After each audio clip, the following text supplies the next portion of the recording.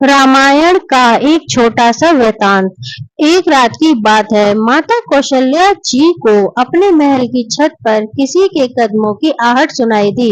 उनकी नींद खुल गई। पूछा, कौन है? मालूम पड़ा सबसे छोटी बहू यानी शत्रुघ्न जी की पत्नी श्रुतकीर्ति जी हैं। माता कौशल्या जी ने उन्हें नीचे अपने पास बुलाया। श्रुतकीर्ति जी आईं, चरणों में प्रणाम कर खड़ी रह गईं। माता कौशल्या जी ने पूछा, बेटी श्रुति, इतनी रात को अकेली छत पर क्या कर रही हो? क्या नींद नहीं आ रही? शत्रुघ्न कहाँ है? श्रुतकीर्ति की आंखें भर आई। कौशल्या माँ की छाती से लिपट गई। बोली, माँ, उन्हें तो देखे हुए 13 वर्ष हो गए। उन सुनकर कौशल्या जी का हृदय कांप गया। तुरंत आवाज लगाई, सेवक दौड़े आए। आधी रात ही पालकी तैयार हुई। आज शत्रुघ्न जी की खोज होगी। माँ चली। आप जानते हैं शत्रुघ्न जी कहाँ मिले? अयोध्या जी के जिस दरवाजे के बाहर भरत जी नंदीग्राम में तपस्वी होकर रहते हैं, उसी दरवाजे के भीतर एक पत्थर की शिला है। उसी शिला पर शत्रुघ्न जी अपनी बाह का तकिया बनाकर लेटे मिले। माँ शत्रुघ्न जी के सिरहाने बैठ गई। हौले से बालों में हाथ फिराया तो शत्रुघ्न जी ने आंखें खोली। माँ उठे, चरणों में गिरे। माँ, आपने आने का क्यों कष्ट किया? मुझे बुलवा लिया होता। माँ ने कहा, शत्रुघ्न यहाँ क्यों? शत्रुघ्न जी की रुलाई फूट पड़ी। बोले, माँ, भैया राम जी पिताजी की आज्ञा से वन चले गए। भैया लक्ष्मण जी उनके पीछे चले गए। भैया भरत जी भी नंदीग्राम में हैं। क्या ये महल, ये रथ, ये राजसी वस्त्र विधाता ने मेरे ही लिए बनाए हैं? शत्रुघ्न जी की बात सुनकर माता कौशल्या जी निरुत्तर रह गई। देखो, क्या है राम कथा। यह भोग की नहीं, त्याग की कथा है। भगवान राम को 14 वर्ष का वनवास हुआ तो उनकी पत्नी सीता जी ने भी 14 वर्षों का कठिन वनवास सहज स्वीकार कर लिया। परंतु बचपन से ही बड़े भाई की सेवा में रहने वाले लक्ष्मण जी कैसे राम जी से दूर हो जाते। माता सुमित्रा से वन जाने की आज्ञा लेकर जब लक्ष्मण जी पत्नी उर्मिला के कक्ष की ओर बढ़ रहे थे तो सोच रहे थे कि माँ ने तो आज्ञा दे दी, परंतु उर्मिला को कैसे समझाऊंगा, क्या बोलूंगा उनसे। यही सोच विचार करके लक्ष्मण जी जैसे ही अपने कक्ष में पहुंचे तो देखा कि उर्मिला जी हाथों में आरती का थाल लेके खड़ी थी। उर्मिला जी बोली, आप मेरी चिंता छोड़ प्रभु श्री राम की सेवा में वन को जाओ, मैं आपको नहीं रोकूंगी। मेरे कारण आपकी सेवा में कोई रुकावट ना आए, इसलिए साथ जाने की जिद भी नहीं करूंगी। जो बात कहने में लक्ष्मण जी को संकोच हो रहा था, परंतु उनके कुछ कहने से पहले ही उर्मिला जी ने उन्हें संकोच से बाहर निकाल दिया। वास्तव में यही पत्नी का धर्म है। पति संकोच में पड़े उससे पहले ही पत्नी उसके मन की बात जानकर उसे संकोच से बाहर कर दे। लक्ष्मण जी प्रभु श्री राम के साथ वन में चले गए, परंतु 14 वर्षों तक पत्नी उर्मिला ने एक तपस्विनी की भांति कठोर तप किया।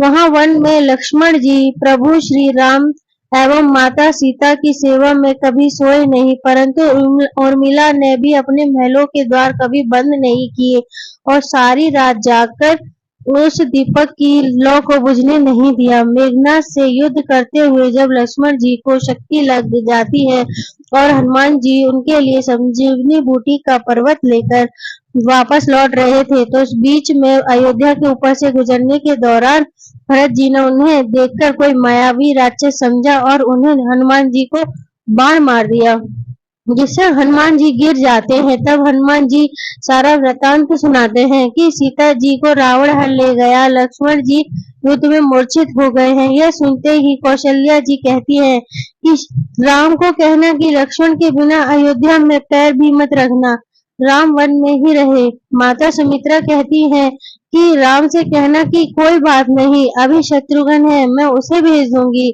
मेरे दोनों पुत्र राम सेवा के लिए ही तो जन्मे हैं। माताओं का प्रेम देखकर हनुमान जी की आंखों में अश्रुधारा बह रही थी, परंतु जब उन्होंने उर्मिला जी को देखा तो सोचने लगे कि यह क्यों एकदम शांत और प्रसन्न खड़ी हैं। क्या इन्हें अपने पति के प्राणों की कोई चिंता नहीं? हनुमान जी पूछते हैं, देवी आपकी प्रसन्नता का कारण क्या है? आपके पति के प्राण संकट में है। सूर्य उदय होते ही कुल का दीपक बुझ जाएगा। उर्मिला जी का उत्तर सुनकर कोई भी प्राणी उनकी वंदना किए बिना नहीं रह पाएगा।